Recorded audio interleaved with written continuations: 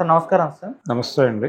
Sir pastor Praveen మృతికి సంబంధించి ఒక పక్క ఇన్వెస్టిగేషన్ జరుగుతుంది. అయితే మరో పక్క చాలా మంది ఇది హత్య అంటూ ఖాయంగా పోస్టులు పెట్టడం చూస్తున్నాం. అయితే ఆ పోస్టులు పెడుతున్న వారిపైన ఇప్పుడు పోలీసులు చర్యలు తీసుకుంటున్నారు.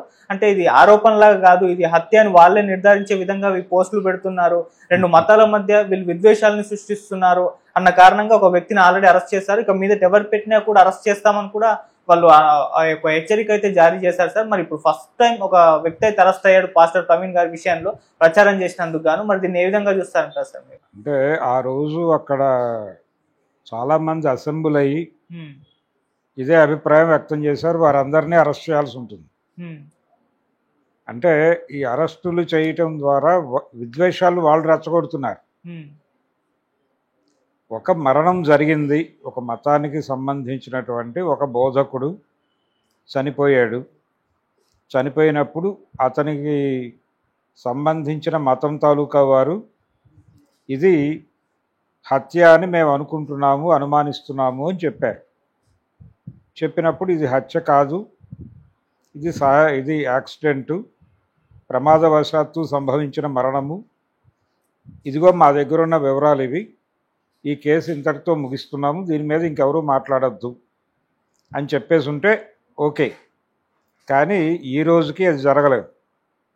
ఈ లోపు రకరకాల వీడియోలు బయటకు తీసుకొస్తున్నారు. ఆయన మద్యం తాగుతాడని, మద్యం తాగుతూ డ్రైవ్ చేయటం వల్లనే ఈ ప్రమాదం సంభవించింది అని కూడా నిర్ధారిస్తూ ఆయన ఫోన్పే చేశాడని ఆ రసీదులు అవన్నీ కూడా చూపిస్తున్నారు. వైన్ షాపుల్లో ఆయన ఫోన్పే చేయటం ఇవన్నీ బాగానే ఉంది. ఆయన తాగటం పట్ల వ్యతిరేకత ఉండాల్సిన అవసరం ఏం లేదు. సమాజంలో ఎవరైనా తాగుతారు, ఎందుకంటే మద్యం అందుబాటులో ఉంది కాబట్టి వీరు తాగుతారు వారు తాగరు అనేది ఏం లేదు. ఎవరైనా తాగొచ్చు, తప్పేం లేదు దానిలో. కానీ ఇక్కడ గొడవ ఏంటంటే ఆయన్ని తాగుబోతుగా చూపించడానికి ఎక్కువ ఉత్సాహం ఎందుకు చూపిస్తున్నారు మీడియా అనేది ఒకటి. ఒకవేళ ఆయన కన్జ్యూమ్ చేసుంటే ఇప్పుడు ఎందుకు డిలే అవుతోంది పోస్ట్ మార్టం రిపోర్టు అంటే ఆయనకి ఏదో కాలిన గాయం ఉంది, దానికి సంబంధించి ఎవరినో నివేదిక అడిగాం, ఇంకేదో గాయం ఉంది దానికి సంబంధించి ఇంకో డిపార్ట్మెంట్ నుంచి నివేదిక రావాలి, ఇవన్నీ వచ్చాక చెప్తామంటున్నారు. అసలు వీటన్నిటికంటే ముందు ప్రాథమికంగా బాడీ ఓపెన్ చేయగానే మీకు తెలిసేది వారు త్రాగారా లేదా అనేది. ప్రాథమికంగానే తెలిసిపోతుంది మీకు తాగాడా లేదా అనేది. అది తెలిసిపోతే అది చెప్పేయండి. అదే కదా ప్రధాన గొడవ. ఇప్పుడు ఆయన తాగేసి డ్రైవ్ చేస్తున్నాడు అనేది మీరు నిర్ధారణ చేసేస్తే పోస్ట్ మార్టం రిపోర్ట్లో సగం గొడవ క్లారిటీ వచ్చేస్తుంది కదా. ఇంకందరూ నోరు మూసుకుంటారు కదా మాట్లాడకుండా. ఆ క్లారిఫికేషన్ ఎందుకు ఇవ్వట్లేదు? ఇవ్వకపోవడం వల్ల కదా ఇది రాజుతోంది. ఈ రాజటంలో వాళ్ళు అనుమానం మాట్లాడుతూనే ఉన్నారు నిరంతరంగా. మాట్లాడటం తప్పు అంటే ఎలాగా? ఇన్ ది సేమ్ టైం అదే టైంలో అవతల వైపు నోరు మూసుకుని లేరుగా వాళ్ళు కూడా. వాళ్ళు మాట్లాడుతూనే ఉన్నారుగా. వాళ్ళు ఏమంటున్నారు? నిజాలు బయటకు వచ్చేదాకా ఎందుకు ఆగలేరు మీరు అంటున్నారు. ఏది కౌంటర్ పార్ట్. ఎవరి మీద అయితే వాళ్ళు అనుమానిస్తున్నారో వాళ్ళు ఎవరినైతే అనుమానిస్తున్నారో ఆ అనుమానిస్తున్న వాళ్ళు కూడా మాట్లాడుతున్నారు. హిందుత్వ శక్తుల మీద వారి అనుమానం ఉంది. హిందుత్వ వారు కూడా మాట్లాడుతున్నారు కదా. మాట్లాడుతూ అక్కడ నివేదికలు వచ్చే వరకు ఆగొచ్చు కదా, ఎందుకు మాట్లాడుతున్నారు మీరు, నోరు మూసుకోండి అని బెదిరిస్తున్నారు. ఈ బెదిరించడంతో పాటు ఇంకొక అడుగు ముందుకేసి కర్మ ఎవరిని వదిలిపెట్టదు అని చెప్పి వీళ్ళు ఎందుకు మీమ్స్ చేస్తున్నారు, ఎందుకు మాట్లాడుతున్నారు, నోటికి వచ్చినట్టల్లా మైకుల ముందుకు వచ్చి ఎందుకు మాట్లాడుతున్నారు వాళ్ళు? అది కూడా ఆగాలి కదా. అది ఆపి ముందు ఆ తర్వాత వీళ్ళ సమస్య ఏమిటో పరిష్కరించి తద్వారా ప్రభుత్వం చొరవ చూపి ఈ వివాదాన్ని పరిష్కరించాలి. అరెస్టులు చేస్తే మరింతగా విషయం ఫ్లేరప్ అవుతుంది. ఎందుకు దీన్ని జటిలం చేసుకోవటం? ఎవరిని అరెస్ట్ చేస్తారు వీళ్ళు ఇప్పుడు? అంటే మీడియా ఇచ్చిన నివేదికల ఆధారంగా అరెస్టులు జరుగుతాయి. ఇప్పుడు మీడియా వన్ సైడ్ తీసుకుని మాట్లాడుతున్న సందర్భమే చూస్తున్నాం మనం. ఒక స్టాండ్ తీసుకునే మీడియా మాట్లాడుతోంది, న్యూట్రల్గా లేదు. న్యూట్రల్గా ఉన్నాము అనే పేరుతో ఒక మతానికి కొమ్ము కాస్తోంది మీడియా చాలా స్పష్టంగా. క్రైస్తవ సమాజం మీద ఈ హత్య నేపథ్యంలో మీడియా చేస్తున్న దాడి తక్కువ దాడేం కాదు. ఓకే. ఈ దాడిని కంట్రోల్ చేయాల్సిన అవసరం ప్రభుత్వాలకు ఉందిగా. రాజ్యాంగం ప్రకారం ఇది హిందుత్వ రాజ్యాంగం కాదు కదా, కానీ హిందుత్వ రాజ్యాంగమే అమలు జరుగుతోందేమో అని అనుమానం వచ్చే పరిస్థితులు అయితే ఉన్నాయి. మనం ఇందాకే ఎంపురాన్ గురించి మాట్లాడుకున్నాం. ఎంపురాన్ అంటే ముస్లిం సమాజాన్ని ఇష్టం వచ్చినట్టు మాట్లాడిన సినిమాలేమో మనం చూసాం. వాటిలో కట్స్ విధించమని ఎవరూ అడగలేదు, వారు విధించలేదు. ఎవరైనా ఈ సినిమాలు దుర్మార్గంగా ఉన్నాయంటే వాళ్ళ మీద పడి బుల్డోజ్ చేశారు.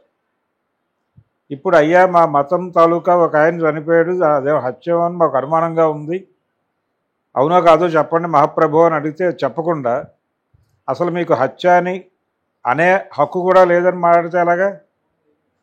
ఇది ప్రమాదం కదా. ఆల్రెడీ అక్కడ క్రైస్తవంలో ఉన్నటువంటి కొంతమంది మేధావులు ఈ విషయంలో మాట్లాడకుండా ఉండటమే మంచిది అనే అభిప్రాయం వ్యక్తం చేస్తున్నారు. అక్కడ ఉన్నటువంటి కొంతమంది మేధావులు మాట్లాడుతున్నారు ఆల్రెడీ, వద్దు మనం ఈ విషయంలో చేయాల్సినంత చేసాం, ఇంకొద్దు, ఇక సైలెంట్ అయిపోదాం అని మాట్లాడుతున్నారు ఆల్రెడీ. మాట్లాడుతున్నారు. ఆ మేరకు కంట్రోల్ చేసే ప్రయత్నాలు కూడా జరుగుతున్నాయి. అక్కడ జరుగుతుండగా మీరు అరెస్టులు చేస్తే మళ్ళీ ఫ్లేరప్ అవుతుంది విషయం. అందుకని కొంత సంయమనం పాటించాలి ప్రభుత్వం కూడా. ఈ అరెస్టులు చేస్తే ఇది వన్ సైడ్ అవుతుంది, మీరు రెండో వైపు కూడా చేయండి. ఈ మీమ్స్ చేసిన వాళ్ళు, కత్తి మహేష్ ఫోటోని ఇతని ఫోటోని ఒక్క పక్కన పెట్టి పోస్టులు పెట్టిన వాళ్ళు, తగిన శాస్తి జరిగిందని మాట్లాడిన వాళ్ళు, వీళ్ళందరూ లిస్ట్ ఉంది. వాళ్ళని కూడా లోపలేసి ఆ తర్వాత వీళ్ళ జోలికి రండి. ముందు అది జరగాలి.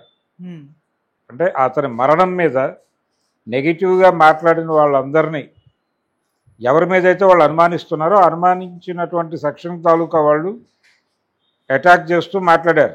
ముందు వాళ్ళని లోపలేయండి, లోపలేసి ఆ తర్వాత వీళ్ళని లోపలేయండి. అంతే తప్ప వీళ్ళని ముట్టుకోకుండా వాళ్ళని మాత్రమే అరెస్ట్ చేస్తే అది పద్ధతి కాదు.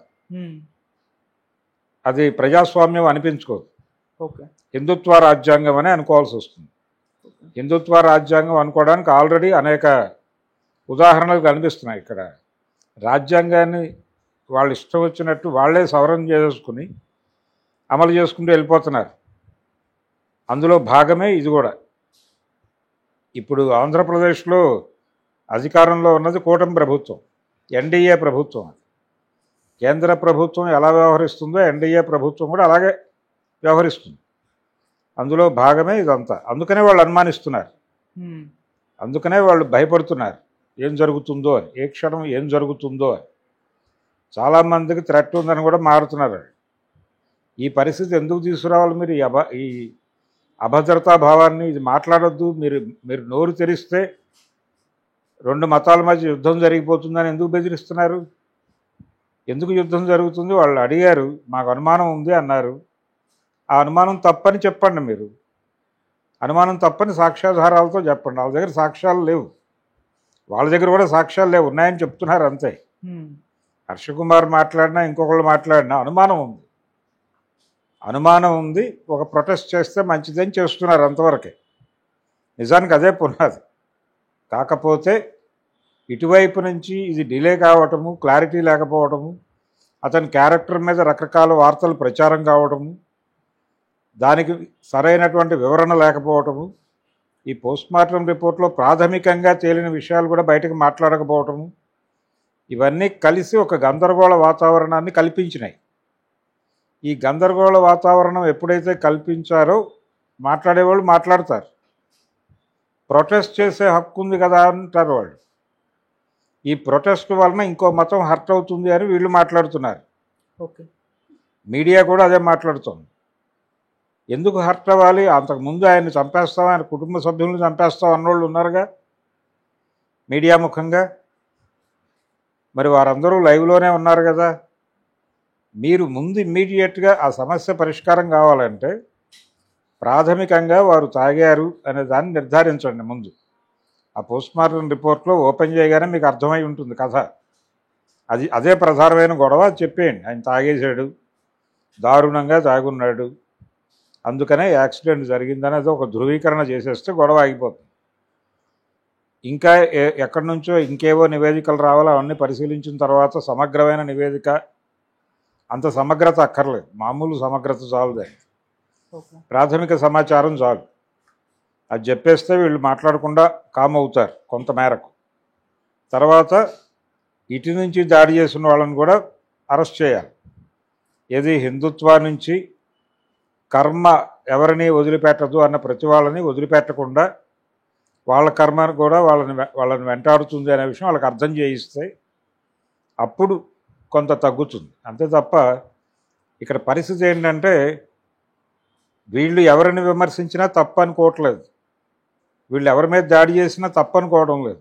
అది సహజం అనుకుంటున్నారు, ఆర్గానిక్ అనుకుంటున్నారు. హిందుత్వ వైపు నుంచి ఎవరి మీదన్నా ఎవరైనా కామెంట్ చేస్తే అది ఆర్గానిక్గా జరిగిందనే అనుకుంటోంది సమాజం. విచిత్రంగా అలా మారిపోయింది ప్రపంచం. వీళ్ళే మార్చేశారు అలాగే. పోలీసులు కూడా అలాగే బిహేవ్ చేస్తున్నారు. ఇదో గొడవ.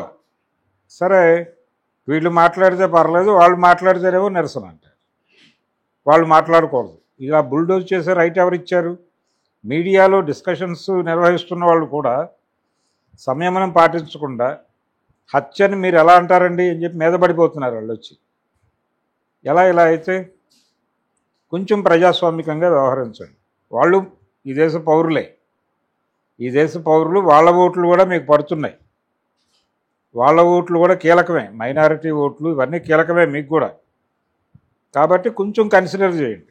వాళ్ళు అడుగుతోంది ఏంటి? మాకు వాళ్ళు ఒక అనుమానం వ్యక్తం చేశారు, ఆ అనుమానం నిజమా కాదా అని చెప్పే బాధ్యత మీదే. దానికోసం ఈ రోజుకో వీడియో ప్రదర్శనలు ఈ గోల ఎందుకు? ఈ గోల ఆపేసి, బాబు అతను తాగాడు, బండి నడిపాడు, చనిపోయాడు, ఇదిగో పోస్ట్మార్టం రిపోర్ట్లో ప్రాథమికంగా ఇది తెలిసింది అనేసి క్లోజ్ చేసే విషయాన్ని ఎందుకు సాగదీస్తున్నారు మీరు? 9 రోజులు 10 రోజులు అయింది. 10 రోజులు అయింది ఇది మొదలై. 10 రోజుల పాటు మీరు ఎటు తేల్చకపోతే మరి ప్రపంచం దాని ఇష్టం వచ్చినట్టు మాట్లాడుతుంది కదా. దాని తప్పంటే ఎలాగా? ఈ హత్య కాదు అని వాదిస్తున్నటువంటి టీవీ యాంకర్లు కూడా ప్రభుత్వాన్ని గద్దించరే? పోస్ట్మార్టం రిపోర్ట్ ఇవ్వండి బాబు అని అడగాలి కదా వీళ్ళు బాధ్యతగా. ఎందుకు అడగరు? అది పరిస్థితి. అందుకని ఇక్కడ అన్యాయం జరుగుతోంది అనేది వాస్తవమే. మైనారిటీలకి వ్యతిరేకమైనటువంటి అభిప్రాయాలు ప్రతి ఒక్క మెదడులోనూ నిక్షిప్తం అయిపోయినాయి, ఇంజెక్ట్ చేసేసారు, అయిపోయింది. వీళ్ళు చేసేది మాత్రమే శృంగారం అనేటువంటి పరిస్థితికి వెళ్ళిపోయారు. తప్పు కాదు, అవతల వాళ్ళని కొట్టినా తప్పు కాదనే ఇవి కూడా ఎక్కేసినాయి బాడీలోకి, అందరి శరీరాల్లోకి. అందుకని ఒక విచిత్రమైన వాతావరణంలో ఉన్నాం మనం. ఇప్పుడు సంయమనంతో మాట్లాడటం కుదరదు. అరుస్తారు, ఎవరైనా అరుస్తున్నారు, ఆల్రెడీ అరుస్తున్నారు. అవతల వాళ్ళ నోరు మూయించే ప్రయత్నం బలంగానే జరుగుతుంది. అందులో భాగమే ఈ అరెస్టులు అనుకుంటారు.